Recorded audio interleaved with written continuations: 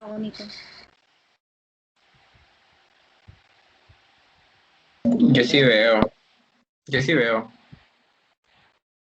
Sí se ve, doctor. Sí se ve, doctor.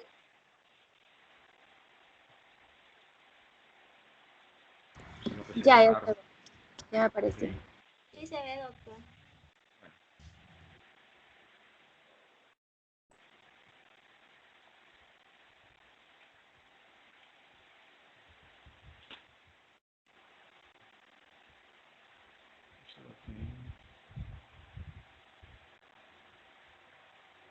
No se ve en formato de presentación.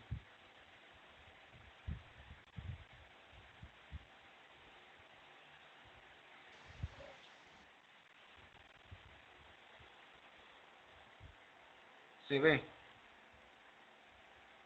No, doctor. Se fue, Sí, ¿verdad? doctor. Ya se ve. Sí, sí, ahora sí. Vale.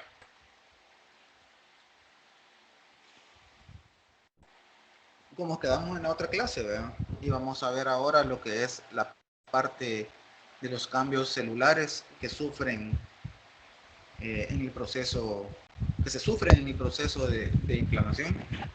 Entonces vamos a hablar de esto. ¿Cuáles son esos cambios celulares? Son el reclutamiento de los leucocitos, que es lo que hace un leucocito para salir del vaso hacia el exterior e ir al sitio de lesión, ver toda la parte de esa secuencial que hace un leucocito en salir del tejido vascular. Y la activación de ese leucocito, porque no tiene chiste que salga del vaso, sino se activa. Esa es la otra parte que vamos a hablar. Ustedes ya saben cuáles son todos los leucocitos porque ya lo vieron en microanatomía, creo que también en biología. Entonces, aquí están todos los leucocitos que participan en la defensa inmunitaria. Tenemos los granulocitos y los agranulocitos. Los granulocitos, el eosinófilo, el basófilo, el neutrófilo. Acuérdense que todos estos tienen gránulos que van a ayudar a que se amplifique la señal para poder hacer una reacción inflamatoria más potente. Y los granulocitos, que tenemos los monocitos y los linfocitos tanto T y B. Y tenemos también otros componentes sanguíneos, otras células sanguíneas que actúan en la defensa, como los macrófagos, las plaquetas, ayudan a que se forme un tapón plaquetario en el proceso de trombosis, ¿no? Y también ayudan a que se dé el proceso de inflamación. Bueno, está cómo se ve un eosinófilo desde el punto de vista microscópico. Ahí está el citoplasma, es totalmente rojo, por eso es que se llama eosinófilo. Neutrófilos, conocidos como polimorfos nucleares, tienen los 3 lobulitos en su núcleo. Linfocito, una célula casi el tamaño un poquito más grande que un eritrocito, con escaso citoplasma y un núcleo, una relación núcleo-citoplasma aumentada, ¿verdad? Vale, vamos a hablar de reclutamiento de los leucocitos a los focos de inflamación. Decimos que los leucocitos son reclutados de la sangre hacia el tejido extravascular, donde se pueden encontrar los patógenos infecciosos o los tejidos lesionados, y son activados para realizar sus funciones, lo que les explicaba. Sale del vaso, de la pared vascular. Acuérdese que esto pasa cuando está el vaso activado, o sea, cuando hay una permeabilidad vascular. Esto permite que los leucocitos, además de las proteínas, puedan salir de ese vaso sanguíneo. El reclutamiento de leucocitos es un proceso escalonado que incluye 4 pasos. El primero es marginación y rodamiento a lo largo de la pared vascular. El estado de los leucocitos en estado de baja afinidad es cuando ellos comienzan a hacer un rodamiento. Hay ciertas moléculas que se encuentran en el vaso sanguíneo y ciertas moléculas que se encuentran en la membrana de los leucocitos que hacen que este leucocito se vuelva a un estado de alta afinidad.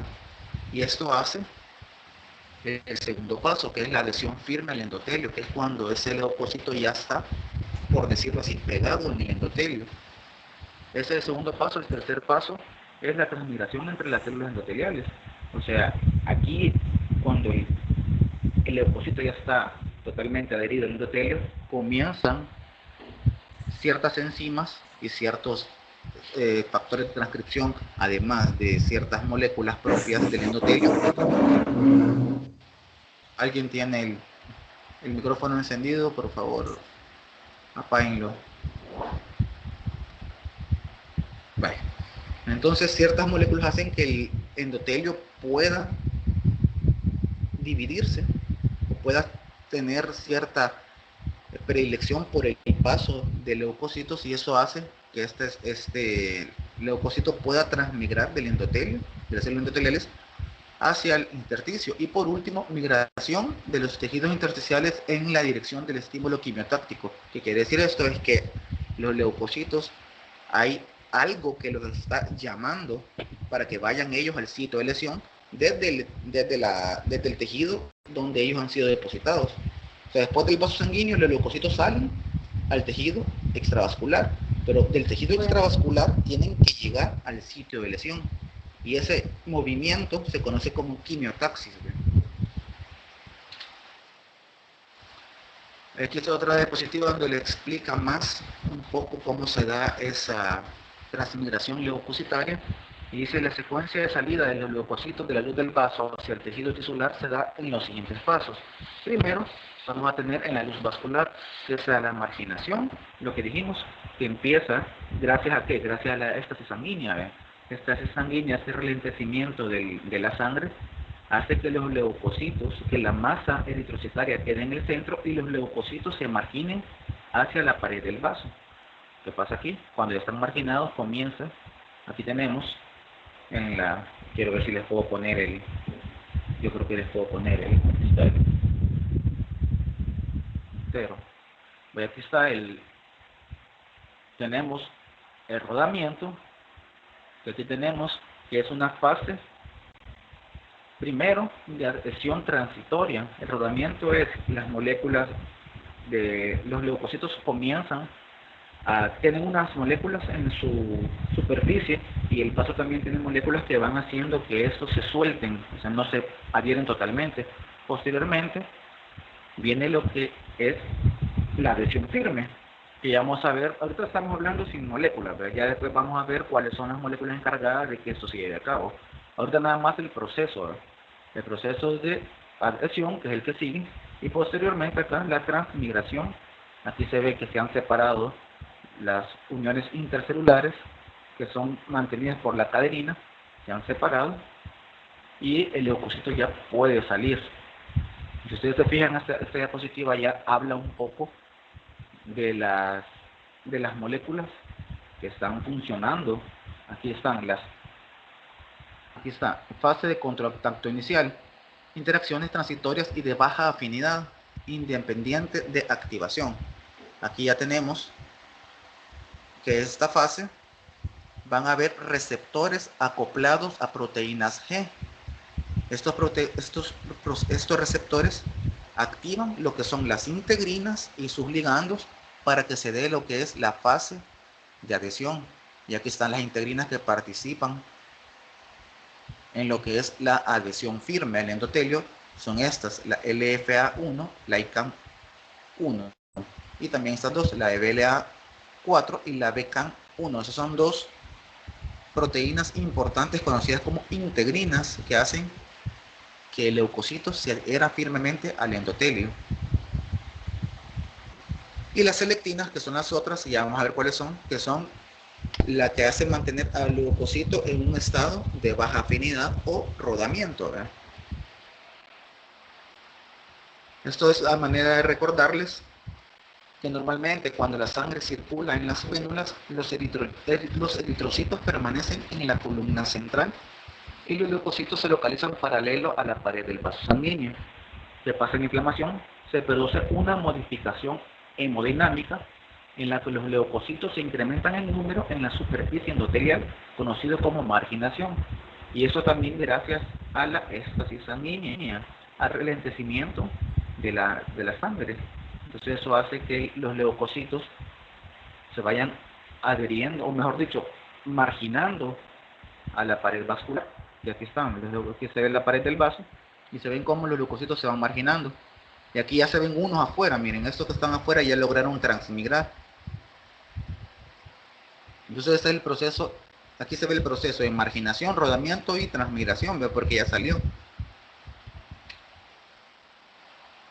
Los leucocitos se colocan sobre el endotelio y se adhieren al mismo de forma transitoria que conocemos como rodamiento. Eso lo vuelvo a repetir, ¿ve? Para que se les quede. Finalmente, en algún punto, los leucocitos se adhieren firmemente y llegan a revestir totalmente el endotelio. Cuando estos se adhieren totalmente, se conoce como pavimentación. Cuando ya se ve todo el endotelio llenito de neutrófilos, de leucocitos, ¿ve? Todos los leucocitos hacen este mismo mecanismo para poder transmigrar y poder llegar al sitio de lesión. Todos.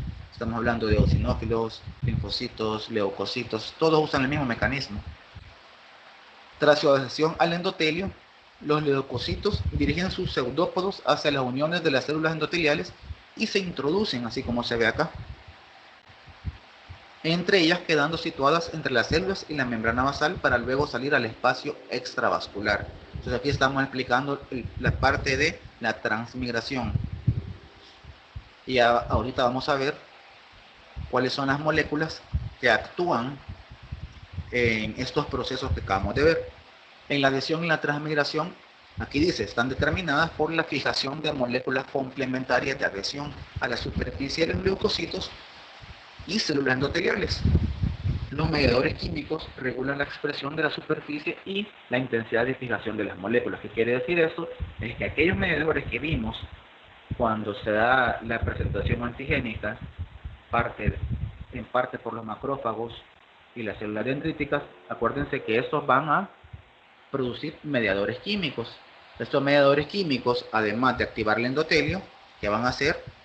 Van a regular la expresión de las moléculas de superficie de fijación. Entonces esto es un proceso, un pasito, ¿verdad? Ya vamos. Ahora bien, como ya tenemos los mediadores químicos, estos mediadores expresan esas moléculas que son estas: selectinas, inmunoglobulinas, integrinas y glucoproteínas de tipo mucina. Vamos a ver cuál de estas actúa en qué proceso, ¿verdad? Tenemos las selectinas E, P y L. La selectina E, esa va a estar en mayor expresión en el endotelio vascular. La selectina P va a estar mayormente en el endotelio y las plaquetas. Y la selectina L en mayor cantidad en los leucocitos. Las inmunoglobulinas también participan, se adhieren al endotelio e interactúan con las integrinas de los leucocitos, como vimos en la diapositiva anterior. Ve que estaban las inmunoglobulinas tipo G, que ayudan a que el estado de baja afinidad pase a un estado de alta afinidad y que las integrinas se puedan adherir junto con las inmunoglobulinas para hacer un estado de fijación o adherencia firme de los leucocitos al endotelio. Y tenemos que las integrinas se encuentran ubicadas en los leucocitos, a diferencia de las selectinas que van a estar en diferentes partes, como la E en el endotelio vascular, la L, aquí sí va a estar en los leucocitos. Ahora bien, ya hablando propiamente del proceso que se da en los cambios vasculares, junto ya con las moléculas que hemos visto, vamos a ver la selectina P, al ser estimulada por mediadores químicos como la histamina, la trombina y el factor activador de plaquetas, se redistribuye en las células endoteliales y se ubica en la superficie para luego adherirse a las integrinas leucocitarias. ¿Qué quiere decir esto? Que aquí está el leucocito. Si ustedes se fijan, aquí está la selectina, y el leucocito se va uniendo y aquí hace un estado de adherencia momentánea, ¿eh? Pero este estado de adherencia momentánea en algún momento va a parar. ¿Por qué? Porque el leucocito va a tener un estado de unión firme. Aquí, ¿qué pasa con esto? Es el aumento de la intensidad de fijación. La integrina, el FA1 principalmente, existe normalmente en los leucocitos, pero no se adhiere a su ligando ICANN1, que es el ligando de la integrina LFA1. Para ello, los leucocitos deben ser activados por agentes quimiotácticos elaborados por el endotelio o por células que proceden de la lesión, con lo que se logra una unión intensa entre LFA1 e ICANN1. Después de que se unió la selectina, esto hace, y después de que los mediadores químicos entran a actuar, activan el ligando y el ligador, y esto hace que el leucocito se detenga. Quiere decir esto que el ICANN, el ligador ICANN y la integrina LFA1 tienen que activarse para poder hacer esa adherencia firme de los leucocitos al endotelio. Si yo les pregunto en un examen cuál es la molécula que actúa como ligador de integrina para que se dé un estado de adherencia firme, ustedes ya saben cuál es, el CAN1, el FA1, la integrina, que se expresa, o también se les puede preguntar cuál selectina actúa a nivel del endotelio vascular, o cuál está presente en las plaquetas. Ahora bien, después de que se adhiere el endotelio, ahí ya están activados las integrinas y el ligador, va a pasar el siguiente proceso, que es la transmigración leucocitaria, ¿no?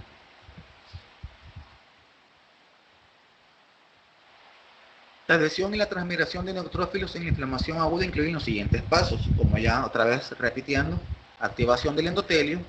Los mediadores presentes en la zona de inflamación incrementan las selectinas E y P.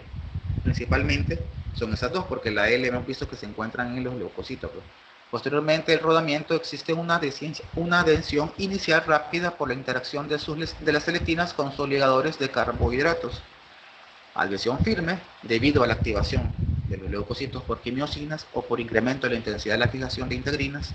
Y la transmigración es porque los leucocitos migran deformando la membrana para lograr atravesar la membrana basal. Entonces aquí está todo el proceso para que el leucocito salga del vaso, ¿no? Acuérdense: activación endotelial, rodamiento, adhesión firme y transmigración. También conocido como diapéresis, transmigración, ¿no? Aquí está ya otra molécula, es lo mismo, solo que aquí tenemos esta molécula, la PKAN1 o CD31, que esta va a ayudar a que se genere la transmigración leucocitaria. Y mira, aquí en esta diapositiva está algo importante: cómo se estimula el endotelio vascular por medio de quimiosinas, por medio de mediadores químicos como las citoquinas. Esto va a hacer que se activen todas las moléculas que están en la superficie, como las selectinas PE, los ligandos de integrina. ¿Para qué? Para que el leucocito pase de un estado de baja afinidad a un estado de alta afinidad.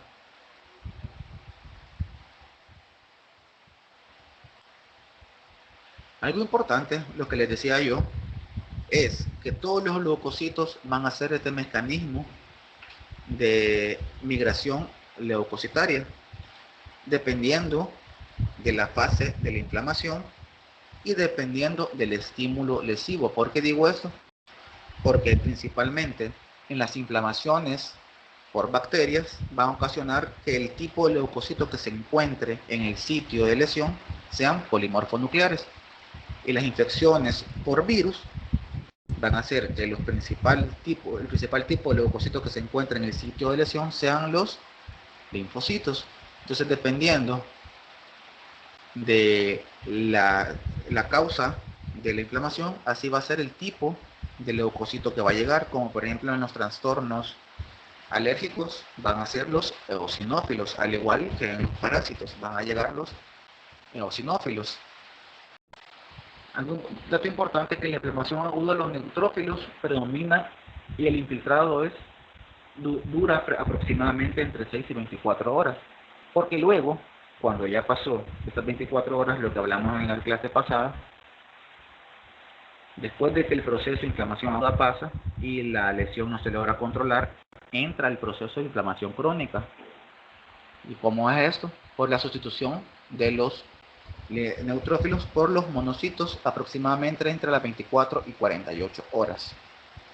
Y lo que les decía acá, que las infecciones virales, los linfocitos van a ser los primeros en llegar a las zonas de lesión y en algunas reacciones de hipersensibilidad, las alergias, ven los eosinófilos.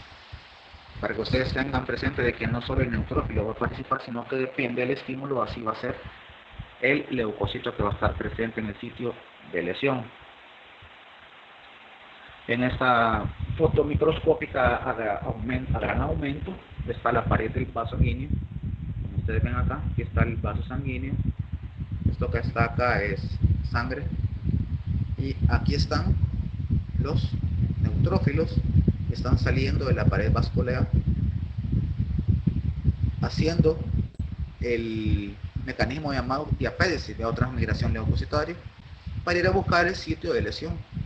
Este es un infarto agudo de miocardio, y el sitio de la lesión, ¿cuál es acá? Es una lesión hipóxica isquémica que generó un infarto, y como el infarto que es tejido necrótico, entonces va a activar la inflamación por medio de todos los mecanismos que ya vimos. Es la misma imagen, solo que en mayor aumento, para que ustedes puedan ver cómo han salido esos leucocitos del vaso sanguíneo. Aquí está ya cuando los leucocitos ya van viajando o llegando al tejido necrótico. Estos son músculo cardíaco, perdón, estriado cardíaco. Y el otro proceso que sigue después de la transmigración es la quimiotaxis. Después de la extravasación de leucocitos, los leucocitos migran en los tejidos hasta alcanzar la zona de lesión mediante el proceso de quimiotaxis, que se conoce este proceso como la locomoción orientada según un gradiente químico. ¿Qué quiere decir eso? Es que hay un gradiente químico alto, es decir, que hay sustancias químicas que están haciendo que el leucocito sea atraído. ¿Y cuáles son estas sustancias? Son sustancias, pueden ser exógenas o pueden ser endógenas. Vamos a ver. Los agentes exógenos tenemos productos bacterianos principalmente, y los agentes endógenos tenemos los componentes del sistema del complemento, como por ejemplo el C5A, que actúa como quimiotáctico fuerte, y los productos de vías bioquímicas, como de las vías bioquímicas de esta lipoxigenasa, como leucotrieno B4 y otras citoquinas que pueden actuar como factores quimioatrayentes. Entonces, la pegación de los agentes quimiotácticos a receptores ubicados en membranas de leucocitos produce liberación de calcio y hacen que éste comience a contraer. ¿Para qué? Para poder arrastrarse y poder llegar al sitio de lesión. Después de que el leucocito llegó al sitio de lesión, ¿qué tiene que hacer? Tiene que activarse. Una vez que los leucocitos han sido reclutados al foco de infección o necrosis tisular, deben activarse. ¿Para qué? Para realizar sus funciones. Los leucocitos emplean diversos receptores para percibir la presencia de microbios, las células muertas y las sustancias extrañas. Estos receptores se van a ubicar en la membrana del leucocito. ¿Vean? La unión de estos receptores celulares induce una serie de respuestas en los leucocitos que forman parte de la función defensiva normales y agrupan dentro del término activación leucocitaria. Entonces vamos a ver esto. La activación leucocitaria consigue amplificar las siguientes funciones. La primera es la fagocitosis de las partículas. La segunda es la liberación de sustancias que destruyen los microbios extracelulares y los tejidos muertos. Y la tercera es la producción de mediadores químicos. Todos estos van a actuar en lo que es la activación de leucocitos. Creo que vamos a tocar esta y la producción de mediadores químicos la vamos a hablar en la otra clase. Vamos a hablar primero de la fagocitosis. La fagocitosis se compone de 3 pasos. El primero es el reconocimiento y unión de las partículas al leucocito responsable de su digestión. Estas son las opsoninas. Vamos a ver cuáles son estas. El segundo paso es el engullimiento, con la consiguiente formación de una vacuola fagocítica. Y el tercer paso es la destrucción y degradación del material que se interior dentro de esa vacuola fagocítica. Vamos a ir viendo uno por uno. El primero es la fagocitosis. El primer paso de la fagocitosis es el reconocimiento y fijación. Decimos que la mayoría de microbios no son reconocidos hasta que están cubiertos por opsoninas, que se unen a receptores específicos de los leucocitos. Aquí tenemos una bacteria extracelular y ella por sí sola no puede ser reconocida. ¿Y qué sucede? Vienen opsoninas y hacen que esta ya pueda ser reconocida por el macrófago. ¿Y cuáles son esas opsoninas? Tenemos de las más importantes la inmunoglobulina G, el factor de complemento C3 inactivo y proteínas plasmáticas de fijación de carbohidratos colecinas. Entonces la función de estas opsoninas es hacer visible al microorganismo del sistema inmunológico, porque por sí mismo no puede ser detectado. Ahora cuando ya está opsonizado, ya puede ser detectado por el fagocito. ¿Qué tenemos? El macrófago, los microbios sin opsoninas. Vienen las opsoninas, se unen en la superficie de membrana del microbio por medio de sus receptores y esto hace que sea ya visible hacia el macrófago y este pueda realizar su función de fagocitarlo. Segundo, que lo que nos quedamos después de la opsonización, viene el engullimiento o englobamiento e interiorización. Entonces, ¿qué pasa acá? Aquí el microorganismo se está metiendo, se está interiorizando hacia la célula. ¿Cómo se da esto? Por medio de pasos. Entonces, primero se emiten unos pseudópodos en la membrana celular, posteriormente se da el engullimiento y se cierra el microbio en una vacuola fagocítica. Posteriormente, los granulos lisosomales, que son organelas que se encuentran en las células inmunológicas para poder ser secretados y poder digerir material, se van a unir a esa vacuola y van a formar lo que se conoce como un fagolisosoma. Y esto lo que va a hacer es destrucción del material fagocitado y posteriormente desecha el material ya destruido. Entonces aquí tenemos el paso de englobamiento e interiorización. Ahora vamos a hablar de la destrucción o degradación. Aquí es muy importante porque la destrucción, este paso de acá vamos a amplificarlo, ¿verdad? Vamos a verlo cómo se da desde el punto de vista químico. Se da por medio de mecanismos, un mecanismo dependiente de oxígeno y por medio de formas independientes de oxígeno. Vamos a hablar cada una de ellas. Aquí está el mecanismo dependiente de oxígeno. ¿Qué pasa acá? Ahí, después de la fagocitosis y la unión de los lisosomas a la vacuola, va a haber un consumo de oxígeno, entra la glucogenólisis a actuar y se oxida la glucosa. Esto hace que el NADPH, por medio de una oxigenación, se ocupe dos iones de hidrógenos y salga ¿cómo se llama? Esta molécula de hidrógeno, de peróxido de hidrógeno, que esto es totalmente insuficiente para poder destruir la bacteria. ¿Y qué hace? Cuando el lisosoma se une a la vesícula fagocítica, ese lisosoma contiene gránulos y uno de ellos es el cloro.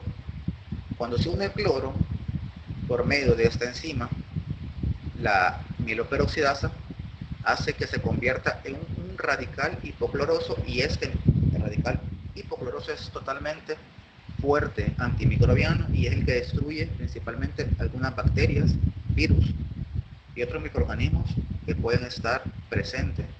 Además de eso, los microorganismos muertos se degradan por hidrolasas ácidas que contienen principalmente los lisosomas. Y si ustedes se dan cuenta, ¿por qué se llama dependiente de oxígeno? Porque va a consumir oxígeno, ¿no? Este es el primer mecanismo. que es dependiente de oxígeno.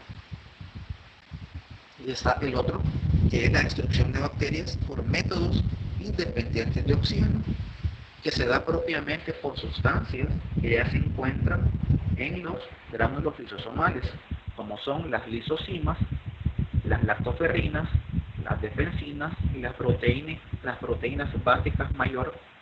Entonces, si ustedes se dan cuenta, aquí están ocupando los dos mecanismos por medio de que ocupa oxígeno, y otro mecanismo que es independiente de oxígeno. Vamos a hablar un poco de la liberación de productos leucocitarios y la lesión que se produce, la lesión tisular que es producida por los leucocitos.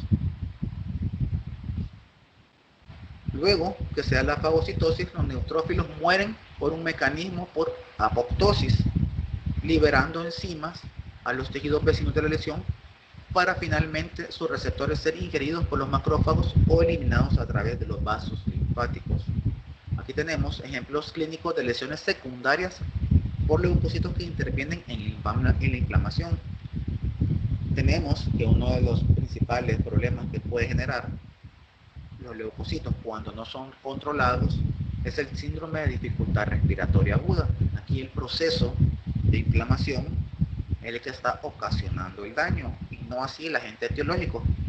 Tenemos también el asma, que el proceso de activación exagerada de la inflamación es la que está ocasionando el daño al bronquio. Y en los casos de glomerulonefritis, que se ha visto que posterior, a pesar que ya no hay un agente bacteriano, el proceso de inflamación es el que ocasiona daño al glomérulo. Y si ustedes, ahora que estamos viendo una pandemia, si ustedes se dan cuenta de lo que sucede hoy en día con este virus, el coronavirus, lo que hace es una respuesta agresiva, una respuesta inflamatoria agresiva, porque el virus comienza a replicarse, el sistema inmunológico lo detecta, y ¿qué hace el sistema inmunológico? Atacar. El problema es que el sistema inmunológico a veces es muy fuerte, el proceso de inflamación es muy fuerte y puede ocasionar daño a los tejidos. Es por eso que debe regularse. Aquí tenemos también otros tipos de lesiones que ocupan el proceso inflamatorio, que son lesiones propiamente exclusivas de cierto mecanismo, como la lesión de reperfusión, que es cuando posteriormente a un estado de hipoxia, a un estado isquémico, el tejido vuelve a funcionar, y esa reperfusión puede ser totalmente dañina para el tejido que se está repercutiendo. El shock séptico es otro ejemplo de un tipo de inflamación totalmente diferente a las inflamaciones locales, sino que esto ya es algo que se ha salido de su estado normal. La vasculitis también es otro tipo de proceso inflamatorio, que esto ya actúa propiamente anticuerpos propios para que se generen ciertas lesiones. Y la artritis también es otro tipo de inflamación, en el cual aquí se están ocupando ya mecanismos propiamente inmunológicos, en los cuales la inflamación se va a activar debido a presencia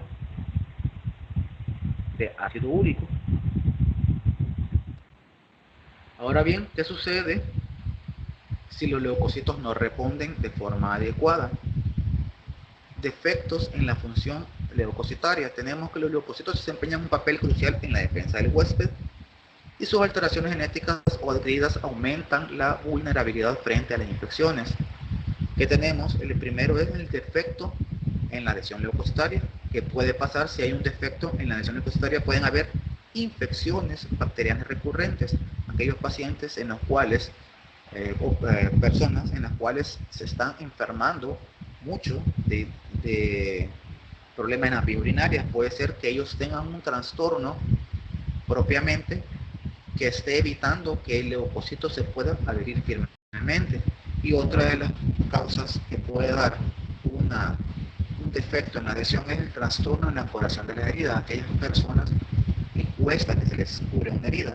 Entonces, pueden ver, aquí tenemos ya causas propiamente genéticas que ya no dependen de uno, sino que dependen de la inmunología que trae uno propiamente antes de nacer. También tenemos ausencia de ligadores específicos y tenemos defecto en la fagocitosis, que son también otros defectos que pueden estar presentes en los leucocitos. Y les traigo otra enfermedad, que es el síndrome de Shida-Higashi, que esta se conoce como una afección autosómica recesiva, y que los pacientitos estos van a presentar neutropenia, van a presentar una degranulación alterada y un retraso en la destrucción de microbios. Los pacientes también tienen albinismo y alteración plaquetaria. Entonces, para que vean que hasta ya se conocen síndromes propiamente producto de una activación leucocitaria ineficiente, ¿verdad? También tenemos defectos en la actividad microbicida, como la enfermedad granulomatosa, y aquí lo que sucede es que la inflamación aguda no se lleva a cabo, y ¿qué sucede? El cuerpo responde a formar granulomas. Y pues esto es lo que les tenía preparado ahora. ¿Alguna duda, pregunta?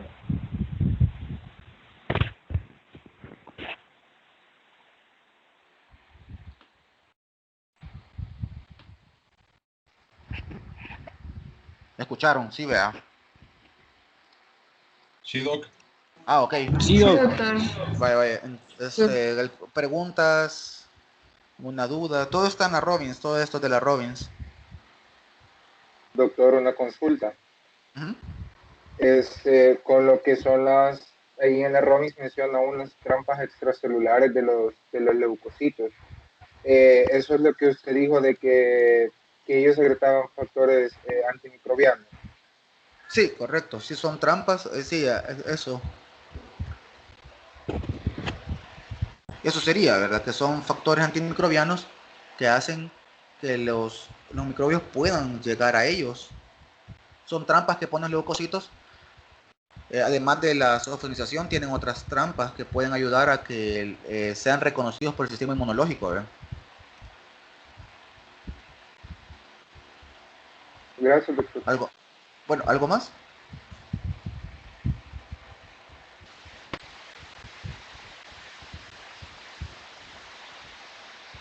Bueno, entonces creo que la clase queda grabada. Vamos a ver si vamos a tener la grabación. Ok.